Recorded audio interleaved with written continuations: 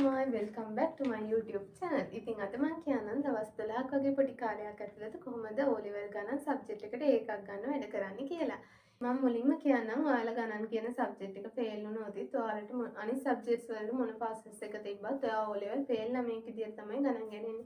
ඉතින් ඒක නිසා ගණන් සබ්ජෙක්ට් එක පාස් කරගන්න බොරු පීඩනයක් ඇති කරගන්න නැතුව මෙන්න මේ විදිහට වැඩ කරන්න ඔයාලට අනිවාර්යයෙන්ම ගණන් සබ්ජෙක්ට් එක පාස් කරගන්න පුළුවන්. ඉතින් මම කියන්නම් කොහොමද කරන්න ඕනි කියලා. එතකොට ඔයා ගණන් සබ්ජෙක්ට් එකේදී O level වල ඔයාලට 10 11 දී අච්චු පොත් 4ක් හම්බ වෙනවා. ඔය අච්චු පොත්වල පාඩමෙන් පාඩමට අභ්‍යාස තියෙනවා. ඉතින් පුනරීක්ෂණ අභ්‍යාස තියෙනවනේ. ඒ දේවල් ඔයා දැන් කරන්න ගත්තොත් ඔයාලට පිස්සු හැදෙනවා. එපා වෙනව ගණන් කරන්න. ඉතින් ඒක නිසා මුලින්ම පස් පේපර්ස් 5ක් ළඟට ගන්න. ළඟට අරගෙන ඉවරලා ඔයාලා බලන්නේ පාඩම් වලින් තමයි මෙන්න මේ විදිහට ගණන් ඇවිත් තියෙන්නේ කියලා. ඒ වගේ ඔයාලට පුළුවන් දෙක පත්‍ර ටිකක් අරගෙන ඉවර වෙලා අවුරුදු 5ක විතර බලන්න. මේ ගාන විත් තියෙන මේ පාඩමෙන් මේ ගාන විත් තියෙන මේ පාඩමෙන් මට පුළුවන් ද මේ පාඩම මට බෑද මේ පාඩම කියලා මුලින් ඔයා මේ දේවල් දැනගන්න. ඒ කියන්නේ ඔයාගේ මට්ටම මුලින් ඔයා අඳුරගන්න. ඊට පස්සේ ඔයාලට පුළුවන් දවසට එක පාඩම ගානේ වගේ කවර් කරගත්තා දවස් 12ක් ඇතුළත ගණන් පේපර් එකේ පාඩම් 12ක් කවර් කරගන්න. ඉතින් මම දල වශයෙන් කියන්නම් පේපර් එකට මොනවාද බලා ගන්න ඕනිම පාඩම් කියලා. කියනනම් ලකුණු 10 ප්‍රශ්නයක් වගේ සාමාන්‍යයෙන් හැමදාම වගේ ඇවිල්ලා තියෙන පාඩම් 12ක් වගේ මම නෝට් ඩවුන් කරගත්තා. ඉතින් අන්නේ පාඩම් ටික ඔයාලට කියන්නම්. මුලින් මේ පාඩම් ඔයාලා දවසට එක පාඩම ගානේ ඔයාලට පුළුවන් තනියම මේව සෙල්ෆ් ස්ටඩි කරන්න. ඒ කියන්නේ අච්චු පොතක් වගේ අරගෙන ඒකේ තියෙන පාඩමේ තියෙන වැදගත් කරුණු ටික බලලා සමීකරණ ටික එක තැනකට අරගෙන ඉතින් ඔයාලට පුළුවන් සෙල්ෆ් ස්ටඩි කරන්න. එහෙමත් නැතිනම් ඔයාලට එහෙමත් කරගන්න බැරි නම් ඔයාලට පුළුවන් YouTube එකේ සර්ලා ඒ පාඩම් වලට වීඩියෝස් දාලා තියෙනවා. මේ වෙලාවේ ඔයාලට උදව්වක් විදියට අන්නේ වීඩියෝස් බලලා ඔයාලට පුළුවන් මේ පාඩම කවර් කරගෙන ඊට පස්සේ ඔයා අනිවාර්යයෙන්ම පාස් පේපර්ස් වල මේ පාඩමෙන් ආව ප්‍රශ්නය කරන්න. ඒ කරද්දී ඔයාලට බැරි වුණොත් මාකින් එක බලලා හරි ඉවල කරගන්න. මොකද දවසක් ඇතුළත ඔයා අනිවාර්යෙන් ඔයා ගන්න පාඩම අනිවාර්යෙන්ම කවර් කරගන්න. ඊට පස්සේ පුළුවන් ඔයාලට පාස් පේපර්ස් මාකින් බලලා කවර් කරගන්නවනේ. ඔයාලා භාග කරොත් භාගවල ඊළඟ අවුරුද්දේ පාස් පේපර් එක මාකින් එක බලලා හරි ඔයා කරනවා. ඔන්න දැන් මම පාස් පේපර්ස් දෙකක් මාකින් බලලා කරා. ඔයා තව පාස් පේපර් එකක් අරගෙන මාකින් බලන්න නැතුව කොහොම හරි කරන්න try කරන්න. ඒ විදිහට වැරදි කොහොම හරි හරියනකම්ම මේක හදන්න අතාරින්න එපා.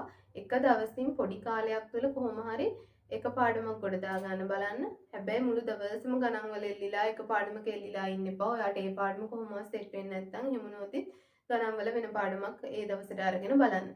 මම දැන් කියන්නම් ඔයාලට වැඩි වශයෙන් වැදගත් වෙන පාඩම් මොනවද කියලා. හරි. එතකොට ඔයාලා මුලින් බලා ගන්න ඕනි භාග, මිනිස් දින එහෙම. එතකොට වර්ගඵලය කියන්නේ ඔය ඝන වස්තු වල වර්ගඵලය හොයන්න තියෙනවනේ. ඒවට වෙනම සමීකරණ තියෙනවා. ඒ සමීකරණ පාඩම් කරගන්න. ඒ වගේම වෙනම පොඩ්ඩක් රටා වෙනස් කරලා ගානක් එනවා. ඒ වගේ ගණන් හදලා ප්‍රැක්ටිස් කරන්න.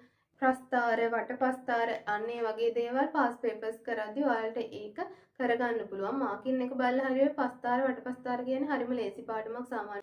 භාග කියන පාඩම පුළුවන් ඉදදී ඔයාලට ඊළඟට යන්න පුළුවන් වටපස්ථාර, පස්ථාර, තීරුපස්ථාර ඔය ඒ වගේ පස්ථාර ගානක් එනවා. ඒ ගාන ඔයාලට ලේසියෙන් කරගන්න පුළුවන් භාග පාඩම පුළුවන් ඉදදී. ඉතින් භාගත් එක්කම ඔයා පස්ථාර පාඩමත් කරන්න. ඒ වගේම ඒවා පුළුවන්. ඒ දේවල් ප්‍රැක්ටිස් කරන්න අනිවාර්යයෙන්ම ප්‍රැක්ටිස් කරනවා කියන්නේ පාස් පේපර්ස් තරම් ඒ පාඩම් වලට අදාළ ප්‍රශ්න කරන්න.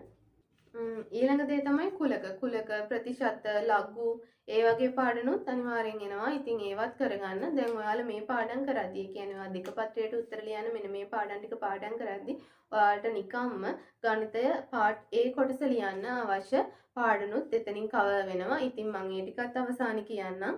තව පුළුවන් අපිට දෙක පත්‍රය සඳහා සූදානම් වෙන්න. ඔයාලට පුළුවන් පරිමාව පාඩම් බලන්න. ඒ කියන්නේ ඝන වස්තු වල පරිමාව බලන්න. ඔයාලට ඝන වස්තු වල වර්ගඵලය බලන ගමන්ම ඒ කියන්නේ මේ පාඩම බලන ගමන්ම ඔයාලට පුළුවන් ඝන වස්තු වල පරිමාව පාඩමත් බලන්න. එතකොට අර එක වගේ පාඩම් එක ළඟ බලද්දි ඔයාලට හොඳ ප්‍රැක්ටිස් එකක් ගන්න පුළුවන්. ඉතින් ඊටත් පස්සේ ගුණෝත්තර ශ්‍රේණි, සමාන්තර ශ්‍රේණි ඒ වගේම ප්‍රශ්න එනවා. ඊළඟ දේ තමයි සම්භාවිතාව. ඊටත් පස්සේ පන්ති ප්‍රාන්තර. ඔය පස්ථාර ලඝු වටපස්ථාර තීරපස්ථාර කරන ගමන්ම ඔය පන්ති ප්‍රාන්තර ගාන හදන්න. ඒ කියන්නේ වලට වගුවක් එනවා, මධ්‍යයන්ය, මාතය, ඔය පරාසය අන්නේ වගේ දේවල් හොයන්න තමයි මේ පාඩමේ තියෙන්නේ. එතකොට ඒ ගාන හරීම ලේසි එකක්. ඉතින් ඒ වගේ දේවල් නම් අනිවාර්යයෙන්ම කරන්න මිස් කරගන්න එපා. ඒව ලේසියෙන්ම ලකුණු ගන්න පුළුවන් පාඩම්. ඉතින් ඔයාලා මේ පාඩම් කරන ගමන් පාස් පේපර්ස් කරද්දී ඔයාලට තව බලා ගන්න ඕනි මොනවද කියලා අහුවෙනවා. ඉතින් අන්න ඒ විදිහට මේ දේවලුත් මාකින් බලලා කවර් කරගන්න ගමන් පාස් පේපර්ස් කරලා මේ දේවල් හොඳටම ප්‍රැක්ටිස් කරන්න. ඔයාගේ ප්‍රැක්ටිස් එක තමයි මේ වෙලාවේ වැදගත් වෙන්නේ ගණන් ගොඩ දාගන්න. මම කියන්නම් ඔයාලා දැන් දෙක පත්‍රය සඳහා සූදානම් වුණානේ. ඔයා දෙක පත්‍රය සඳහා සූදානම් වීම තුළින් එක පත්‍රයට කිය යුතු ප්‍රමාණයක් ඔයා දැන් සූදානම් වෙලා තියෙනවා. තව එක පත්‍රය සඳහා ඉන්න පුළුවන් දේවල් තමයි ජ්‍යාමිතිය. ජ්‍යාමිතිය ගත්තොත් ඔයාලට දැන් දෙක පත්‍රයේ ජ්‍යාමිතිය ගාන හදාගන්න ඔයාලට සමහර විට ප්‍රැක්ටිස් එක මදි නිසා සහ මේ කාලය තුළ ප්‍රැක්ටිස් කරන්න කාලය මදි වීම මගින් එතකොට තනියම සෙල්ෆ් ස්ටඩි කරා කියලා ඔයාලට මේ දේවල් ඔළුවට යන දායතාව අඩුයි. මොකද ජ්‍යාමිතිය කියන්නේ ටිකක් අමාරු පාඩමක්නේ.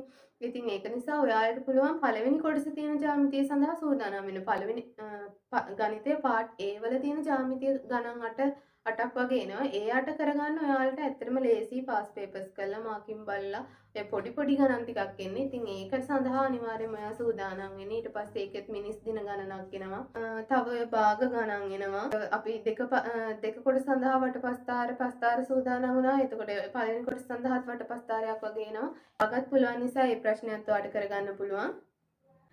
තව එන්නේ ලඝු ඔය සිලින්ඩරයක වර්ගඵලය හොයන ඔය 2πr πr වර්ග වගේ දාලා ඔය වෘත්තයක ඡාපදික අරය අන්නේ වගේ දේවල් දාලා ප්‍රශ්න එන්න පුළුවන්. ඉතින් මේ දේවල් වලට ඔයා පාර්ට් දෙකේදීත් ලේස්ති වුණ නිසා පාර්ට් එකට දැන් ඔයා ඕල්රෙඩි සූදානම්. එතකොට පාර්ට් A සඳහා තව එන්න පුළුවන් දේවල් තමයි ඔය දීපද ප්‍රකාශන, සුළු පොලි, වැල් පොලි.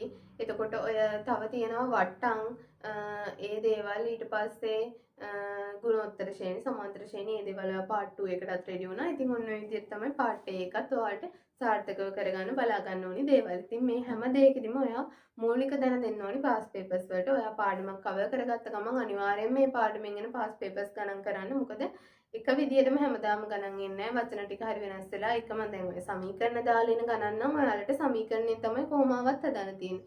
සමහර දේවල් තියෙන පොඩ්ඩක් විස්තරේ වෙනස් වුණ ගමන් ඔයාලට තියෙන ප්‍රැක්ටිස් එක මදි නම් ඔයාලට ඒ ගාන හදන්න හිතා ගන්න බැරි වෙනවා. ඉතින් ඒක නිසා මේ කාලය තුල අනිවාර්යයෙන්ම පාස් පේපර්ස් කරන්න.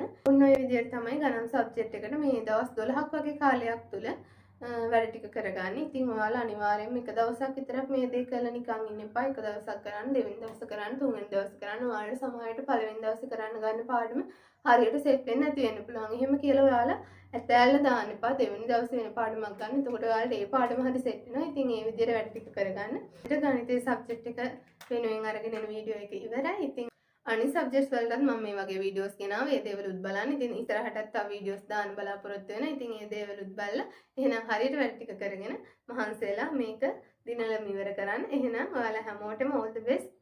bye bye.